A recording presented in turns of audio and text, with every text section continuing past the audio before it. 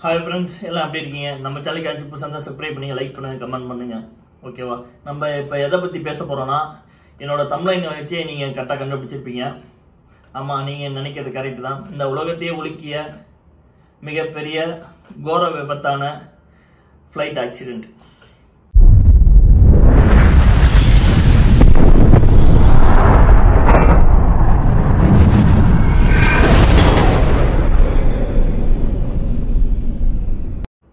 கிட்டத்தட்ட 242 பயணிகளோட அகமதாபாத்திலேருந்து லண்டனுக்கு புறப்பட்டு சென்ற விமானம் டேக் ஆஃப் ஆன கொஞ்ச நேரத்திலே இப்படி ஆக்சிடென்ட் ஆகிடுச்சு. அந்த 242 பயணிகளை முன்னாள் சிஎம் ஒரு ஆள், ஒரு முன்னாள் சிஎம் தான். அந்த 242 பேசஞ்சர் அவங்களோட என்ன கனவுகளோட போயிருப்பாங்க, கொஞ்சம் யோசிச்சு பாருங்க. நான் இதுமாரி அம்மா பார்க்க போகிறேன், நான் இதுமாரி என்னோட குழந்தைகளை பார்க்க போகிறேன், இதுமாரி என்னோட ஃபாதரை பார்க்க போகிறேன், இதுமாரி என்னோட ரிலேஷனை பார்க்க போகிறேன் அப்படின்ட்டு நிறைய கனவுகளோட போயிருந்துருப்பாங்கல்ல. எல்லாமே ஒரு செகண்டில் போயிடுச்சு. நானும் பார்த்தேன். அதில் என்ன இது வரைக்கும் என்ன நடந்திருக்கு, எதனால் அந்த ஃப்ளைட் ஆக்சிடென்ட் ஆயிடுச்சு அப்படின்ட்டு யாருக்கும் எனக்கு தெரிய வரல.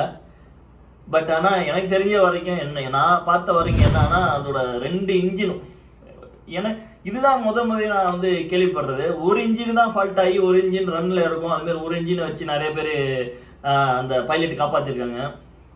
பட் ஆனால் இது என்னால் ஏற்றுக்கவே முடியாத அந்த அளவுக்கு இருக்கு.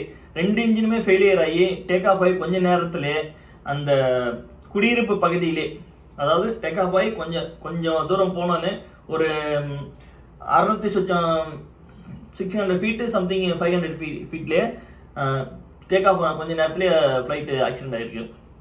அது எங்கே இதாக இருக்குன்னா, அந்த பள்ளி மாணவர்கள் படிக்கிற மருத்துவ பள்ளி படிக்கிற மாணவர்கள் அந்த பில்டிங்கில் அதுமாரி விழுந்திருக்கு. கரெக்டாக அந்த போயிங் 787 அதோட நம்பர், போயிங் 787 அந்த விமானத்தோட நம்பரு கரெக்டாக 1.42 மணி நேரத்தில் ரன்வேலேருந்து கரெக்டாக அகமதாபாத்லேருந்து டேக் ஆஃப் ஆயிருக்கு.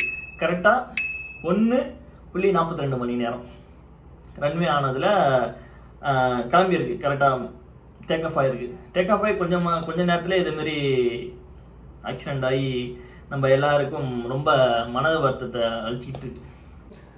அந்த விமானம் கிட்டத்தட்ட சர்தார் வல்லபாய் பட்டேல் அந்த விமான நிலையத்திலேருந்து லண்டனுக்கு, அதாவது சர்தார் அகமதாபாத் விமான நிலையத்திலிருந்து அந்த லண்டனுக்கு போகிறதுக்கு அதோட டைமிங் பார்த்தீங்கன்னா 9 மணி நேரம் ஆகுமா. கரெக்டாக இந்திய டைமுக்கு 8 மணி 8:30 மணி போல் அங்கே லேண்டிங் ஆகிற மாதிரி டைமிங் அது. அந்த ஏர்போர்ட், அகமதாபாத் ஏர்போர்ட்டுக்கும் அந்த லண்டனுக்கும் உள்ள கிலோமீட்டர் பார்த்தீங்கன்னா 6859 கிலோமீட்டர் ஆகுமா.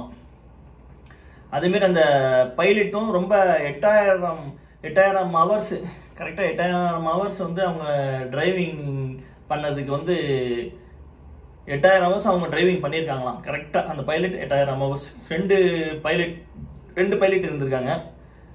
அதுமாரி அவங்களோட தகவலாம் அகமதாபாத்லேயே டேங்க் ஃபுல்லப் பண்ணியிருந்திருப்பாங்க கண்டிப்பாக. ஏன்னா இங்கேருந்து லண்டன் போகிறதுக்கு அவ்வளோ எந்த அளவுக்கு எரிபொருள் நிரப்பணுமோ அந்த அளவுக்கு எரிபொருள் நிரப்பியிருப்பாங்க.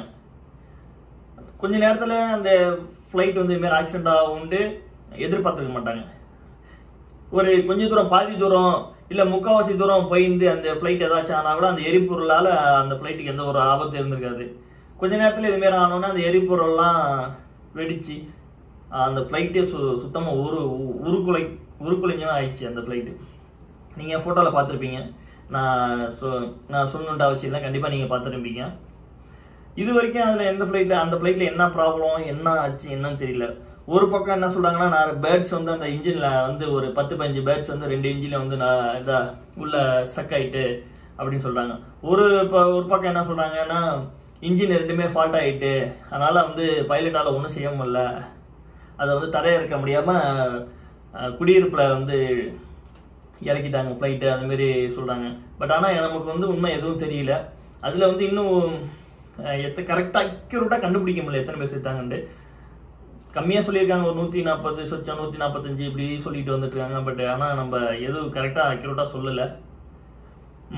இன்னொன்று என்னன்னா, அந்த ஃப்ளைட் ஆக்சிடென்ட் நடந்துச்சுல, அது வந்து அந்த பைலட் வந்து லாஸ்ட்டு கடைசி நிமிடங்கள்னு சொல்லுவாங்களே, மேடே மேடே மேடேன்னு அதுக்கு வந்து இன்ஃபார்ம் பண்ணியிருந்திருக்காங்க.